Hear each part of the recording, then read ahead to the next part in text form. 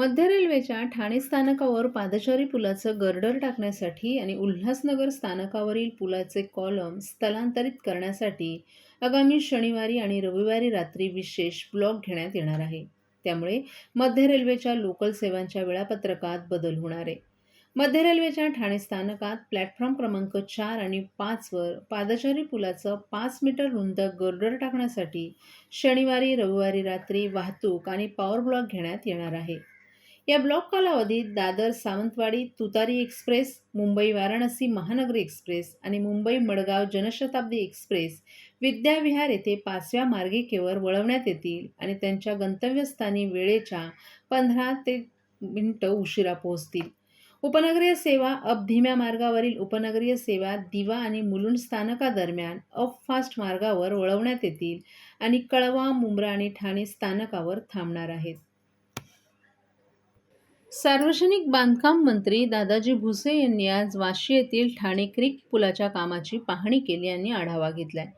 कामे वेळेत पूर्ण करण्यासंदर्भात त्यांनी अधिकाऱ्यांना सूचना केल्या. यावेळी MSRDC व्यवस्थापकीय संचालक अनिलकुमार गायकवाड, DM मोरे, नितीन बोराळे, उपविभागीय अधिकारी उर्मिला पाटील यांच्यासह पुलाचं काम करणाऱ्या L&T कंपनीचे अधिकारी आणि MSRDCचे अधिकारीही उपस्थित होते.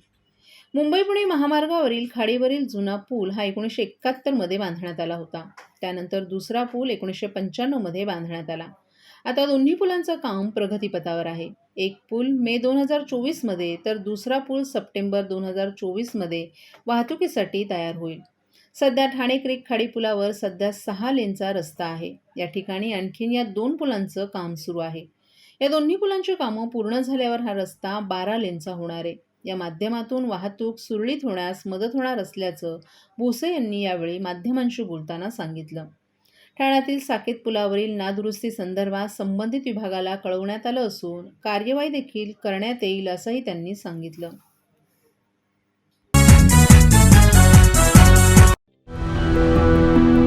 मैं घर घर जाके काम करती हूँ। मेरे हस्बैंड ऐसी बेलदारी मजदूरी करते हैं। पहले मैं टीके लगवाती थी, फिर ऐसा हुआ कि हम लोग काम करते थे, हमारा काम डाउन होने लगा। फिर हम गांव चले गए, फिर गांव से आए तो हम दोनों काम में बिजी हो गए। एनम दीदी हमारे एक दिन घर आई, उन्होंने कहा कि मुझे कार्ड दिखाओ। फिर उन्होंने देखा उसमें कुछ टीके छूटे पड़े। आस पड़ोस में जितने भी बच्चे हैं उनके घर पर गए, उनके मम्मी पापा से बोले जो जो बच्चे छूट गए हों वो बच्चे अपना टीका लगवा लें। अब हम लोग सारी लेडीज मिलकर बच्चों का टीका लगवा के आए। हम तो भूल गए थे कि हमारे बच्चे का टीका नहीं लगा, लेकिन सरकार ने भूली, हमारे दरवाजे पर आए और टीका लगाया। मिशन इंद्रधनुष।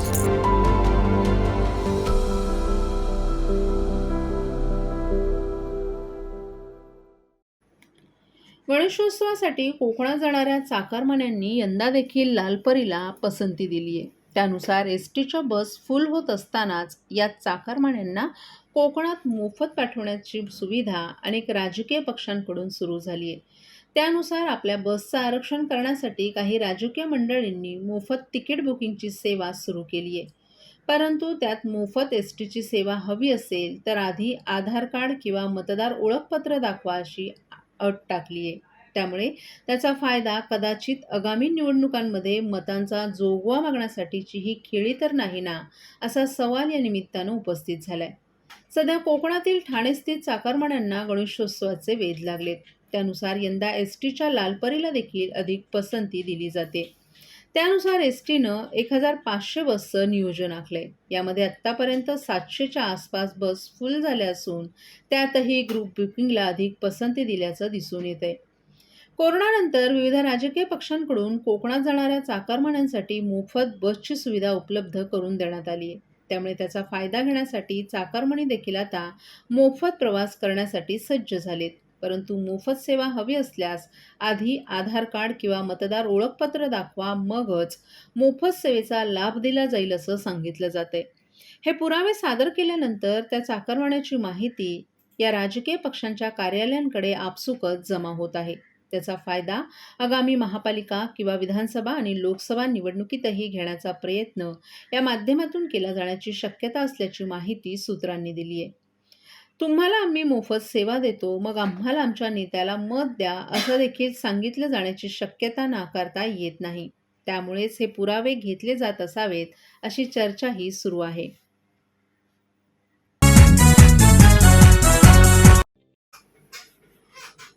ठाणे महापालिकेच्या शाळांमध्ये शिक्षण घेणाऱ्या विद्यार्थ्यांना शाळा आणि शिक्षणाविषयी आपुलकी निर्माण व्हावी, किंबहुना आपल्या शाळेची इमारत ही सुस्थितीत असावी आणि शिक्षण घेताना त्यांना आनंद मिळावा, यासाठी महापालिकेच्या नादुरुस्त शाळा सुस्थितीत असाव्यात या कामी इमारत दुरुस्ती अंतर्गत 15 कोटी रुपये मंजूर करण्यात आले.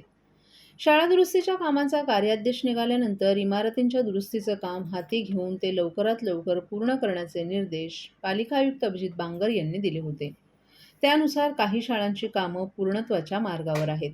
ज्या शाळांची कामं अद्याप सुरू झाली नाहीत किंवा काही शाळांची कामं धीम्या गतीनं सुरू आहेत, अशा संबंधित कार्यकारी अभियंत्यांना नोटिसा बजावण्यात आल्या असून विहित मुदतीत नोटिसीचा खुलासा न केल्यास शिस्तभंगाची कारवाई करण्यात येणार असल्याचंही पालिका आयुक्तांनी नमूद केले. शाळांमध्ये विद्यार्थ्यांचा सतत वावर सुरू असतो, त्यामुळे कोणतीही दुर्घटना घडू नये यासाठी शाळांची दुरुस्ती प्राधान्यानं होणं आवश्यक आहे. शाळांच्या दुरुस्तीचा कार्यादेश मार्च 2023 देण्यात येऊनही दुरुस्तीचं काम पूर्ण न झाल्यानं संबंधित कार्यकारी अभियंत्यांना नोटीस बजावण्यात आली असल्याचं बांगर यांनी नमूद केले. ठाणे महापालिका क्षेत्रांमधील ज्या शाळांची दुरुस्ती आवश्यक आहे, अशा एकूण 34 शाळा दुरुस्तीच्या कामांची रक्कम 14,99,95,000 असून एकत्रित निविदा 2022-23 अंतर्गत प्रसिद्ध करण्यात आली होती. तसंच त्यासाठीचा कार्यादेशही 8 मार्च रोजी देण्यात आला असल्याचं आयुक्त बांगर यांनी नमूद केले. या निविदेमध्ये प्रत्येक प्रभाग समिती हद्दीतील शाळांच्या दुरुस्तीचा अंतर्भाव करण्यात आला असून त्यापैकी फक्त 5 शाळांच्या दुरुस्तीचं काम 100% पूर्ण झाले, तर 9 शाळांच्या दुरुस्तीचं काम 50% जास्त झालं असून ती कामं प्रगतीपथावर आहेत. मात्र 8 शाळांच्या दुरुस्तीचं काम संथ गतीनं सुरू असून ही कामं अत्यंत असमाधानकारक आहेत, तर 12 शाळांच्या दुरुस्तीच्या कामांची सुरुवातही झाली नाही.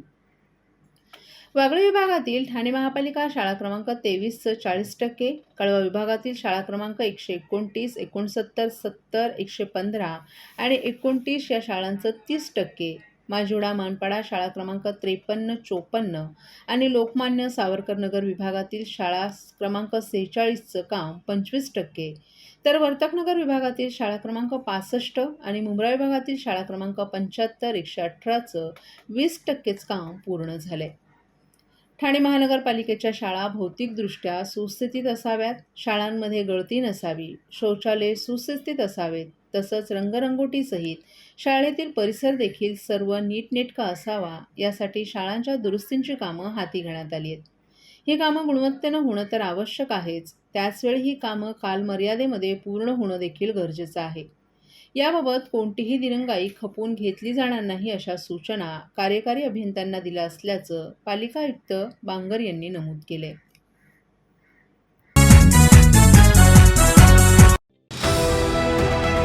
TJSB सौर शक्ती कर्ज, गो ग्रीन, करा वीज बिलावर बचत. आकर्षक व्याजदर, 84 महिने परतफेड कालावधी, 80% लोन, व्यावसायिक आणि उद्योजकांकरता सुद्धा. अधिक माहितीसाठी तुमच्या जवळच्या शाखेला भेट द्या किंवा संपर्क साधा. 1800-223-466 आणि 1800-266-3466. कळवा खाडीकिनारी भागाला अनधिकृतपणे उभारण्यात आलेल्या झोपड्यांचा विळखा असल्यानं खाडीकिनारी भागांचा विकास करण्यामध्ये अनेक अडथळे येत आहेत. तसंच दिवसेंदिवस खाडीकिनारा बुजवला जात असल्यामुळे भविष्यात या ठिकाणी मोठी हानी निर्माण होण्याची शक्यता नाकारता येत नाही. या पार्श्वभूमीवर काल कळवा खाडीकिनारी वसलेल्या अनधिकृत झोपड्यांवर महापालिका आयुक्त अभिजित बांगर यांच्या आदेशानुसार कारवाई करण्यात आली. कळवा येथील क्रांतीनगर या खाडीकिनारी वसलेल्या तसंच खाडीमध्ये अनधिकृतपणे उभारण्यात आलेल्या झोपडपट्टींवर कारवाई करण्यात आली. या ठिकाणच्या झोपड्यांपैकी 65 ते 70 झोपड्यांवर कारवाई करून त्या तोडण्यात आल्या. खाडीमध्ये नव्यानं उभारण्यात येत असलेल्या झोपड्याही या कारवाईत निष्कासित करण्यात आल्या. JCB पोकलेनच्या साहाय्यानं ही कारवाई करण्यात आली आहे. महापालिका परिमंडळ 2चे उपायुक्त शंकर पाटोळे, पोलीस परिमंडळचे उपायुक्त गणेश गावडे, नौपाडा कोपरी प्रभाग समितीचे सहाय्यक आयुक्त सोपान भाईक, अतिक्रमण, पाणीपुरवठा तसंच विद्युत विभागाच्या कर्मचाऱ्यांसमवेत पोलीस बंदोबस्तात ही कारवाई करण्यात आली आहे. ठाणे महापालिका कार्यक्षेत्रातील अनधिकृत बांधकामं आणि अतिक्रमणं यावर सातत्यानं अशी कारवाई सुरूच राहणार असल्याचं पालिका आयुक्त बांगर यांनी नमूद केले.